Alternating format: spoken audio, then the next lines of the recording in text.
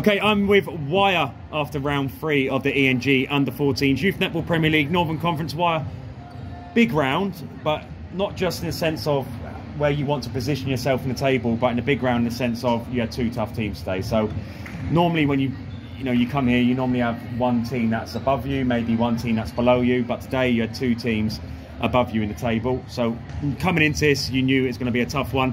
Your first game against Leeds Athletic, good start to the game. I think maybe just too many mistakes in vital moments, which kind of allowed them to get ahead in the game. And once Leeds get ahead, it's always hard to chase them down. Did you come away from that game disappointed with your performance, or did you feel you kind of gave a good account of yourself? Well, we all know that everyone tried like the best in that. We all like had a good go, but it's like when we made a mistake, they were scored off them. Whereas when they made mistakes, we weren't. We were just kind of giving it them back or whatever. We were just losing the ball. So we knew what we needed to work on. But then we also were like, if we learn from our mistakes, we can come in the next game stronger, which we did. So what did you kind of want to take into the next game? What was the plan? Because again, Grangetown, top of the table, with Leeds Athletic. That was quite a tough round, wasn't it? Both unbeaten. So what did you kind of want to implement in that game, which you didn't necessarily do as well in the Leeds Athletic game?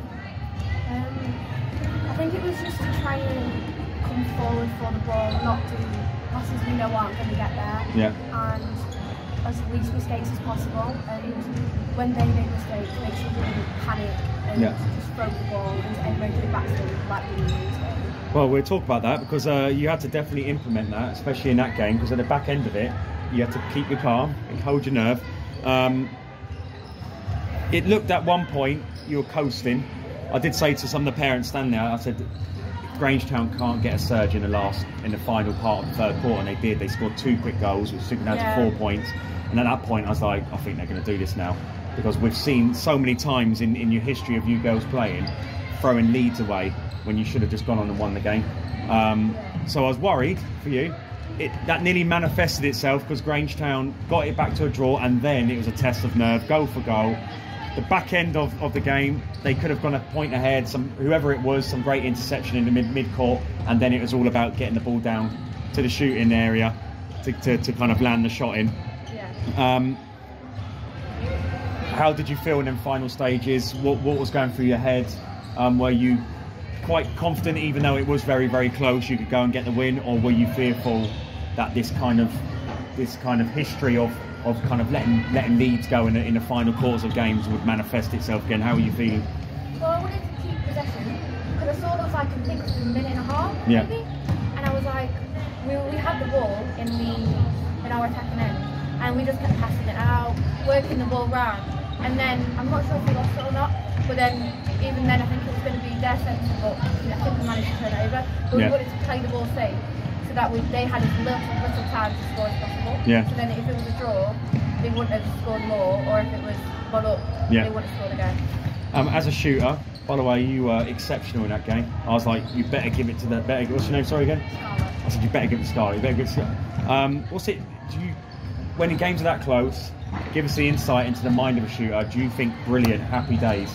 I get to showcase not just my skill in shooting, but my ability to hold my nerve under pressure, or do you think, oh my god, I could potentially ruin this for my team? What was going through your head? I just think, like, when you were younger, shooting was like, well done, you've done amazing. Now there's an expectation you get the goal in. It's like, you can't win the game without someone being able to score. So when it's close to like that, I really don't want to shoot, but I know I have to. In case I'm the one to let the ball go. And I just think it's really nerve-wracking, but I try and look at the time and think, just hold up for this long, just hold up for this long. But it's also like, if the shooter misses, it's like me doing a bad pass on a centre pass. Or this is the problem though. Like, it's a bit like when I played as a defender in football. You could do 99% great things throughout the game. You do that one mistake, and everyone's going to remember that one mistake that led to a goal. If you'd have missed one of the shots at the very end, everyone's going to remember. That eradicates all the great work you've done. I'd have been the reason we lost the game, and that's what. So give it like in terms of your like how you were feeling inside. Did you feel your heart pounding more? Did you feel more nervous in the back end of that game as a shooter? I felt nervous, but I think I just felt more like, let's prove myself, let's prove I can get this, let's prove we can win, we can come from quite low down the table and build our way back up? Well, you have set yourself up for a grandstand finish because you've got 6 points on the board. Ribble have 8. Your next 3 games, I'm not sure who they are, but someone has told me they're against teams at the lower half of the table. So 3 winnable games. If you win those games, that's 12 points. No one has not ever qualified for the national finals with less than 10 points. Okay. So are you quietly confident with the games you've got left, and I know they're teams in the bottom half of the table, that you can now go on and qualify for our national finals, our top 4 national finals? I think so, but I don't want to be too like, yeah, we're going to win, we're going to do it, and then not.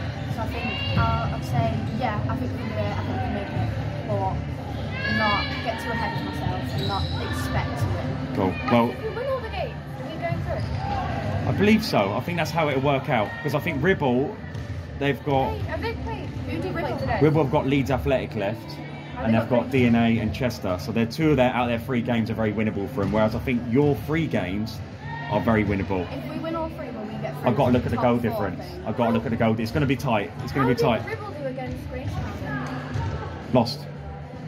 No, they won back-to-back games this morning. I forgot who that's against. Trafford and Oaksway or DNA. If Ribble played Grangetown? Yeah, they lost. Oh, okay. Yeah. Girls, fantastic performance. Great entertainment for us here at ENG.